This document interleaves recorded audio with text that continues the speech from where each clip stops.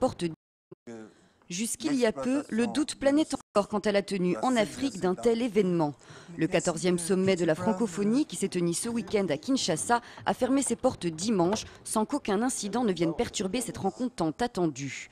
Pour la République démocratique du Congo, le défi est relevé, mais c'est tout un continent qui semble tirer fierté du bon déroulement des événements.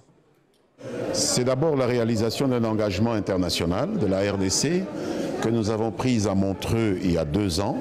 Et donc, en dépit des problèmes que nous connaissons, nous nous sommes fait un point d'honneur à respecter cette parole que nous avons donnée à tous nos homologues de l'espace francophone.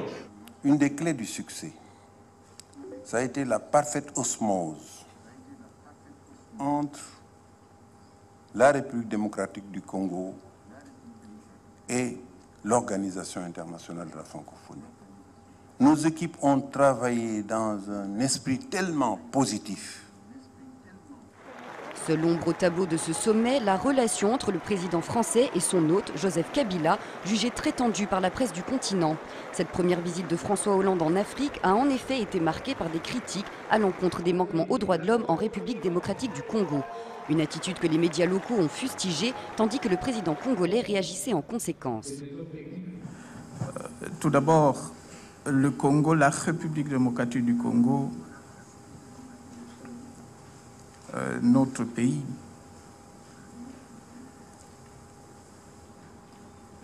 est fier de la démocratie exercée dans ce pays. Il faut dire que Joseph Kabila a pris au mot les déclarations récentes de François Hollande dans lesquelles il annonçait la fin de la France-Afrique. Le président congolais ne s'est pas déplacé pour accueillir François Hollande à l'aéroport. Sur le continent, l'anecdote amuse. De même, Kabila a refusé de se justifier sur le fonctionnement des institutions judiciaires congolaises. Une fermeté unanimement saluée par la presse africaine. Ainsi, le continent a aimé tancer François Hollande, le comparant sans cesse à son prédécesseur Nicolas Sarkozy. L'Afrique ne semble plus croire aux promesses de rupture, même si elle reconnaît volontiers l'importance symbolique de ce qu'elle appelle désormais le contre-discours de Dakar.